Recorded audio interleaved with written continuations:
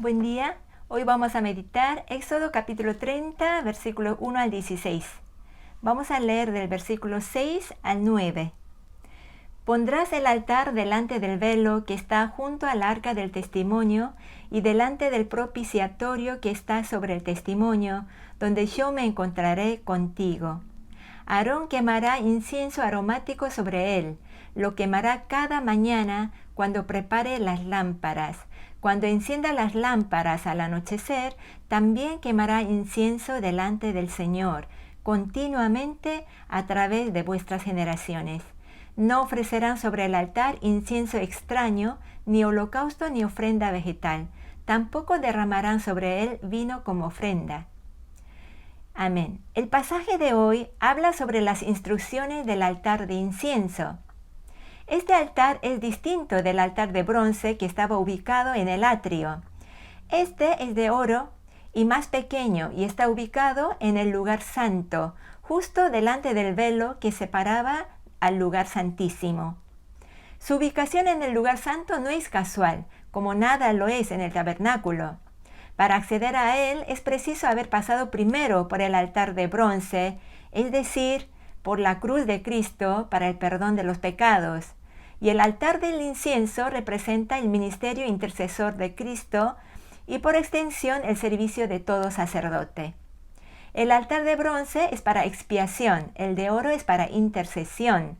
Estos son dos de los oficios del Señor Jesucristo, primero como Cordero y luego como abogado a la diestra de Dios.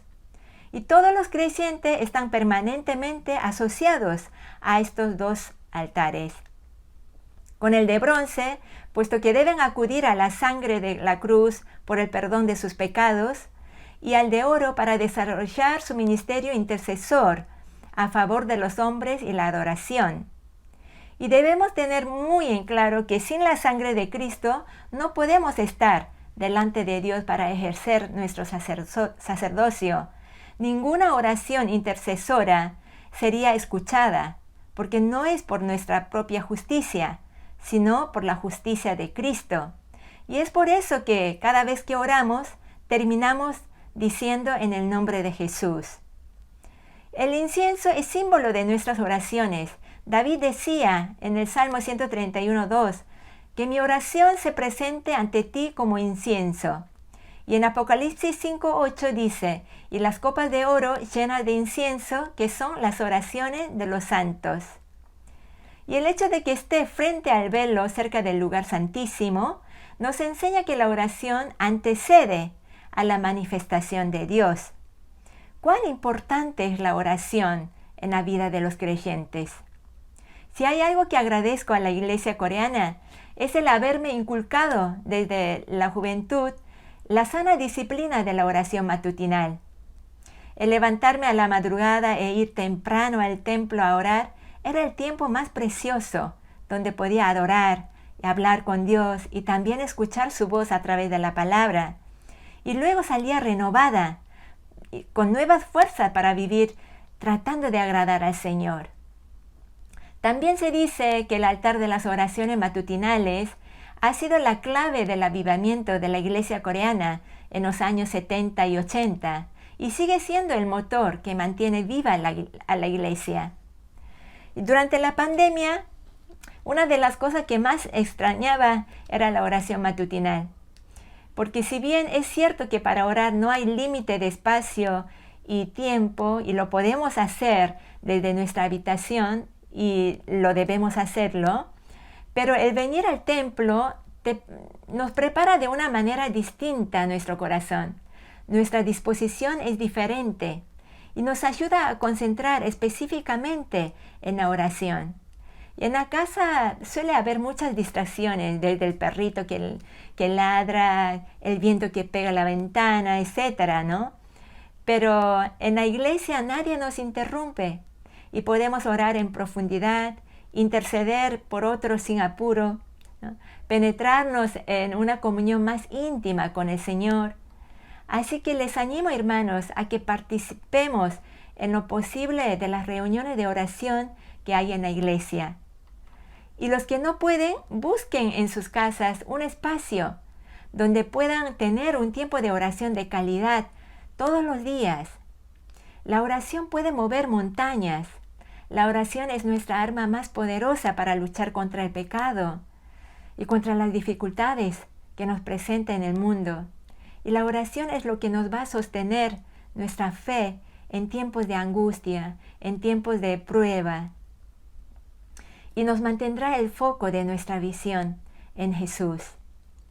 En el pasaje dice, quemará incienso delante del Señor continuamente a través de vuestras generaciones.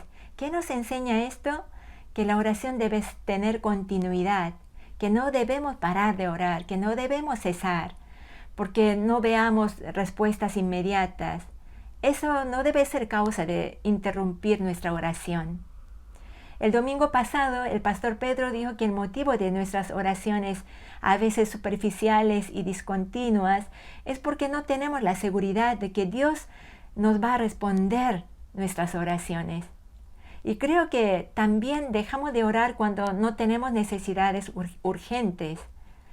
Pero recordemos, hermanos, que el motivo principal de la oración no es buscar una respuesta de Dios a mis necesidades, sino el motivo principal de la oración es tener comunión con el Señor.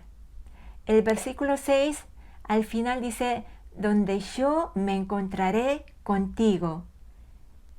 Dios quiere encontrar con nosotros a través de la oración.